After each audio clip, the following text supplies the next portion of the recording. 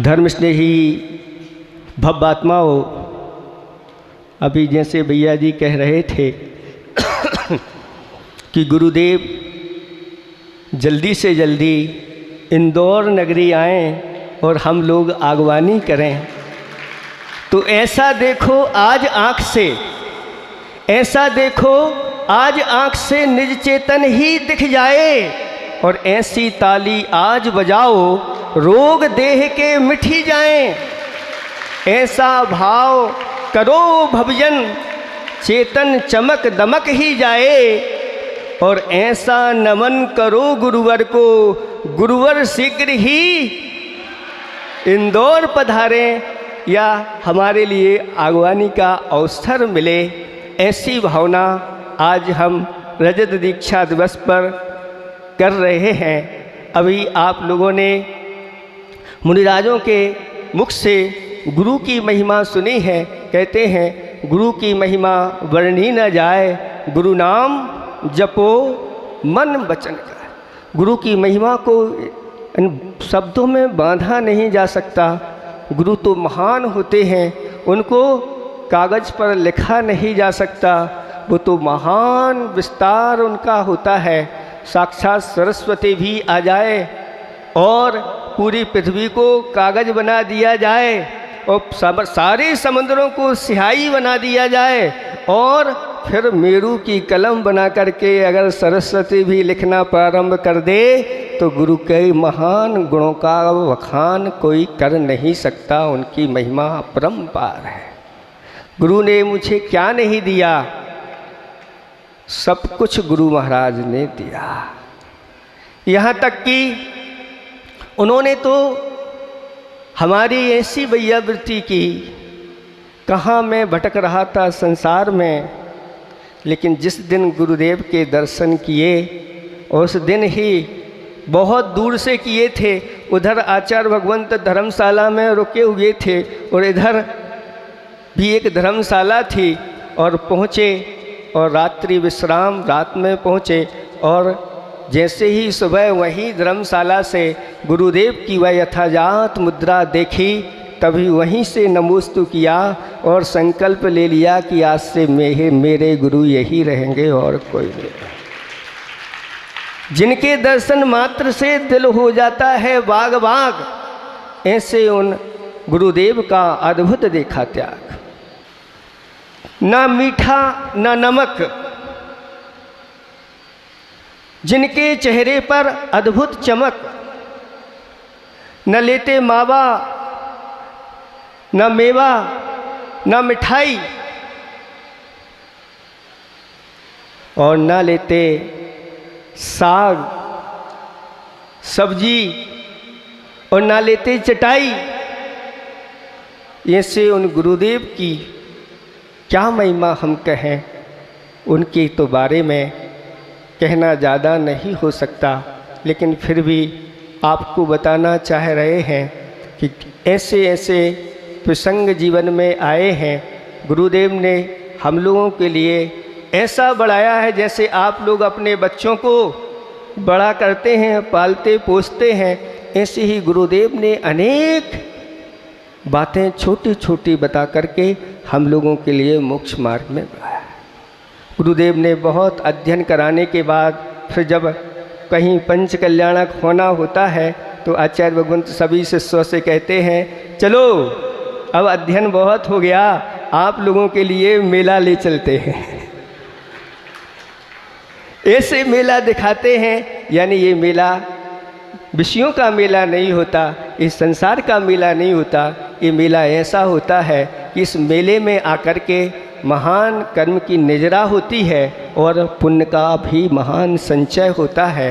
और ऐसे मेलों में ले जाते हैं और हम लोगों के लिए ऐसी बातें करके आचार्य भगवंत हम लोगों को प्रसन्न रखते हैं। कई बार ऐसे भी समय आए, एक बार विदिशा में गर्मी हुई, वहाँ का पंच कल्याणक हुआ, फिर उसके बाद वहाँ से बिहार होना था, और जिस दिन बिहार होना था हमारे लिए अंतराय आ गया। और भी महाराज लोगों के लिए अंतराय आए, कुछ और महाराज जी अस्वस्थ थे, तो आचार्य भगवंत ने उन सबको बुला करके कहा कि रुकना है, जिन जिनके अंतराय हैं। और हमने सोचा आचार्य भगवंत हम तो आपके साथ ही चलेंगे, रुकेंगे नहीं। और आचार्य भगवंत के साथ ऐसी गर्मी में विहार हुआ, और विहार होते हुए एक स्थान पर पहुँचे। शुरू में ही अंतराय था, लेकिन बहुत अच्छा लग रहा था कि गुरु जी के साथ हैं और कर्म की निजरा हो रही है। फिर सुबह फिर पुनः विहार हुआ, और विहार होकर के एक स्थान पर पहुँचे और वहाँ आहार हुआ। तो गर्मी इतनी बढ़ गई थी कि वो आहार सब बाहर निकल गया।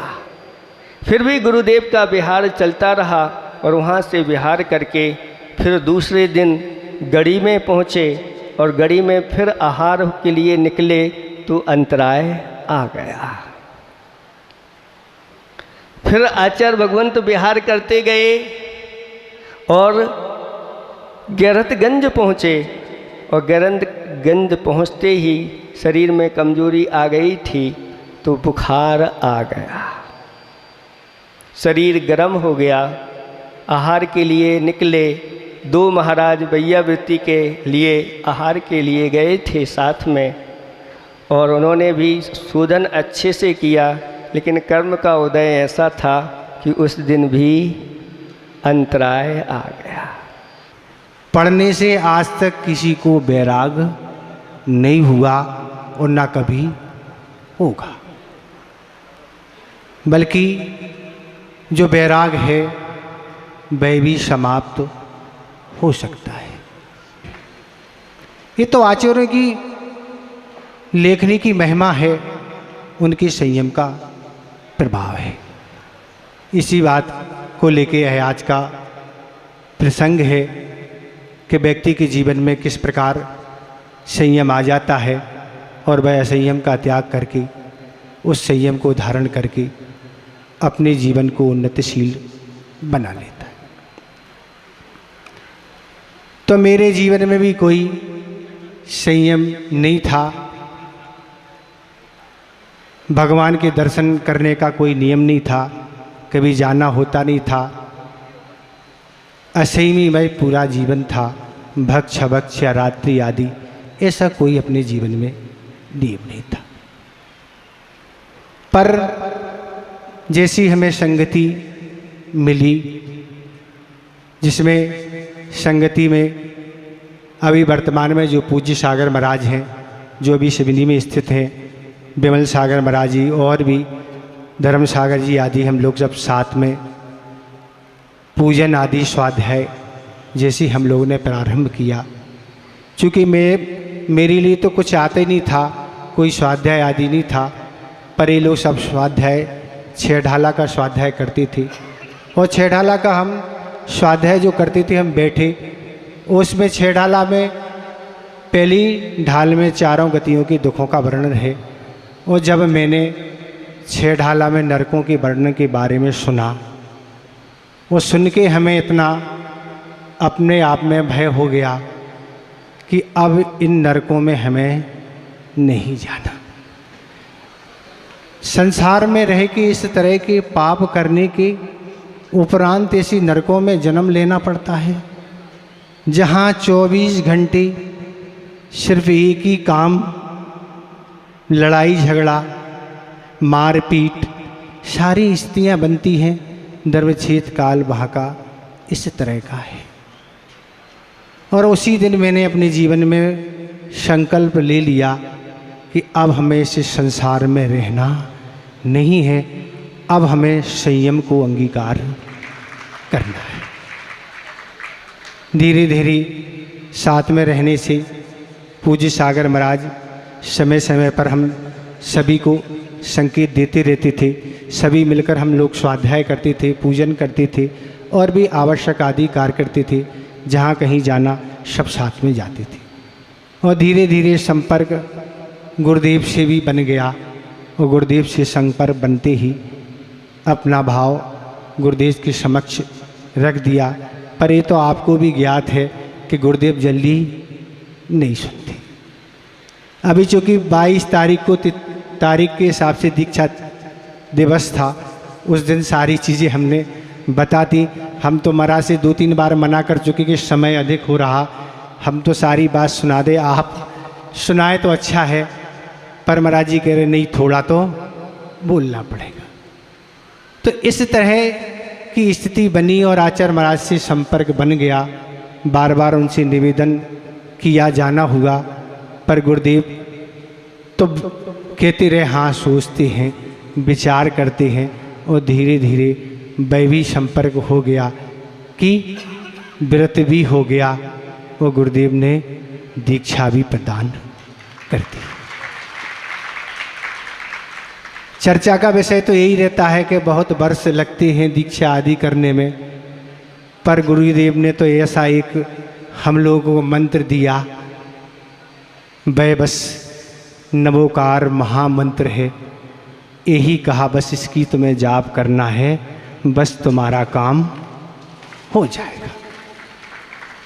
और भगवान की भक्ति और जाप अनुष्ठान के माध्यम से ऐसा बात में चमत्कार हुआ कि ड्रेस चेंज होने के उपरांत 4 महीने में ही संयम को धारण करने का अवसर मिल गया। तिथि के हिसाब से आज ही का दिन है, वैशाख शुद्धि सप्तमी का दिन है। वह पारसनाथ भगवान का सानिध्य नेमा भर में है। आज तो फिर भी आप ठंडी महसूस कर रहे हैं, पर उस दिन कितनी गर्मी थी कोई बयान नहीं कर सकते। उपवास, केस लॉन्च और भीड़ की तो पता ही नहीं, क्योंकि अपन ने तो नज़र उठा के किसी को देखा ही नहीं कौन क्या है। बस यही भाव बना रहा कि जल्दी से जल्दी आचार्य महाराज वस्त्र त्याग करने का मंत्र बोलें और अपन जल्दी से जल्दी वस्त्र त्याग करके खड़े हो जाएं। आज का यह पावन प्रसंग रजत दीक्षा दिवस महोत्सव, जो कि जब 25 वर्ष हो जाते हैं वह बड़े उत्साह के साथ मनाया जा रहा है। और यह मुनिराजों के लिए बड़े सौभाग्य की बात होती है, क्योंकि व्यक्ति एक आसन करता है, कोई उपवास करता है तो कितनी मुश्किल से दिन निकलता है, ये उनसे पूछना जो कभी एक आसन उपवास नहीं कर पाते। और मुनिराज 24 वर्ष अगर संयम के साथ निकाल लेते हैं, ये दुनिया का सबसे बड़ा गौरव है और वर्ल्ड का सबसे बड़ा आश्चर्य है। जिस प्रकार से हमारे आचार्य भगवान ने भी संयम स्वर्ण महोत्सव और आचार्य पद आरोहण के साथ 50 वर्ष पूर्ण किए थे, पूरे देश और दुनिया में वह महोत्सव मनाया गया था। हमारी भावना यही है कि सभी मुनिराज जो आज स्थिति में दीक्षित हुए थे, उनका स्वर्ण महोत्सव मनाया जाए और आगे वह स्वस्थ रहते हुए, रत्नात्रय का पालन करते हुए अति शीघ्र मोक्ष को प्राप्त करें। हमारी यही भावना है। तो यही दुआ करता हूँ प्रभु से, अपनी ज़िंदगी में कोई गम ना हो। आज के दिन हजारों खुशियाँ चाहे उसमें शामिल हम ना हो। जो जो मुनिराज जहाँ विराजमान हैं हमेशा स्वस्थ रहें।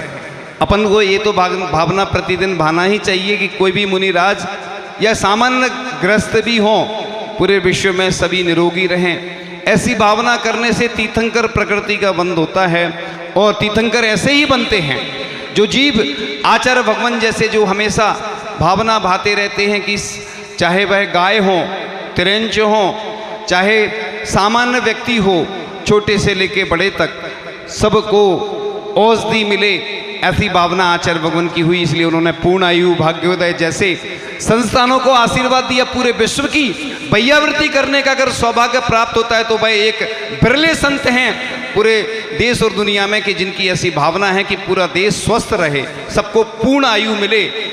और आचार्य भगवान की कृपा नेमावर में आज की ही तिथि में हुई थी। रामटेक में फिर से 24वीं की परिकल्पना जो आचार्य जी की थी, तो फिर एक 24वीं तैयार हुई। इस प्रकार से आचार्य भगवान कभी संख्या पर नहीं जाते हैं, लेकिन आचार्य भगवान की कृपा सभी मुनिराजों के ऊपर हुई और पूज्य मुनि श्री विमल सागर जी महाराज, जो अभी भोपाल में जिन्होंने 8 उपवास किए, 6, 5, 4, 3, 2, 1 ऐसे हमेशा उपवास की साधना में लीन रहते हैं, ध्यान में लीन रहते हैं, जो स्वाध्याय में और जाप में हमेशा निरंतर अपना समय व्यतीत करते रहते हैं, और उनके मार्गदर्शन में, प्रेरणा से और सानिध्य में कई ऐसे स्थान हैं जहाँ पर सामान्य मंदिर थे जिनका जीर्णोद्धार होने की भावना चल रही थी, और तेंदुखेड़ा पाटन और बीना और इस प्रकार से अनेक गौर झामर ऐसे कई स्थान हैं जहाँ पर पाषाण के जिनालय प्रारंभ हो चुके हैं, कई जगह योजना है। तो इस प्रकार से करेली में भी भव्य रूप से जिनालय बन रहा है। तो वह जिनालय तो बन ही रहे हैं, उसके साथ महाराज जी ने जब प्रेरणा दी तो स्वर्ण की झारी भी करीब 10-15 स्थानों पर स्वर्ण की झारी से आज शांति धारा होती है, और स्वर्ण के कलश से महामस्तकाभिषेक और अभिषेक प्रतिदिन भगवान का होता है। तो ऐसे पुण्य के साधन बढ़ाने के लिए हमेशा प्रेरणा और मार्गदर्शन महाराज जी का रहता है। इसी के साथ साथ यहाँ पर विश्व का एक अनूठा रजत नंदीश्वर जो चलित होगा, जो पूरे भारत में कहीं भी जा सकेगा, ऐसी 52 प्रतिमाएं उनमें विराजमान होंगी जो अभी तक किसी ने ना देखा है ना सुना है, सिर्फ कल्पना थी, लेकिन धीरे धीरे मूर्त रूप लेती जा रही है और प्रतिमाएं प्रतिष्ठित होने ही जा रही हैं। इन्हीं परिकल्पनाओं के साथ साथ उन्हीं श्री ने पहले प्रेरणा दी तो ताम्रपत्र और रजत पथ पर रत्नकंड श्रावकाचार्य इष्टोपदेश भक्तांबर आदि ऐसे ग्रंथों का लेखन हुआ, और आज हजारों वर्षों के लिए वह हमारे ग्रंथ सुरक्षित हो गए। इसके साथ साथ और भी अनेक ऐसे गौशाला, पाठशाला और मंदिर के लिए मार्गदर्शन प्रेरणा देते रहते हैं। पूज्य मुनि श्री अनंत सागर जी महाराज जो हमेशा सतत मौन रहते हैं, और मौन के साथ साथ जब भी आवश्यकता पड़ती है तो बोलते भी हैं, लेकिन उनकी कलम हमेशा चलती रहती है, शास्त्रों का लेखन होता रहता है, और वह वैयावृत्ति में भी कुशल हैं, और उसके साथ साथ औषधि ज्ञान भी रखते हैं, और ज्ञान के साथ साथ उसका प्रयोग भी करते रहते हैं कि जिससे हमारे साधु स्वस्थ रहें।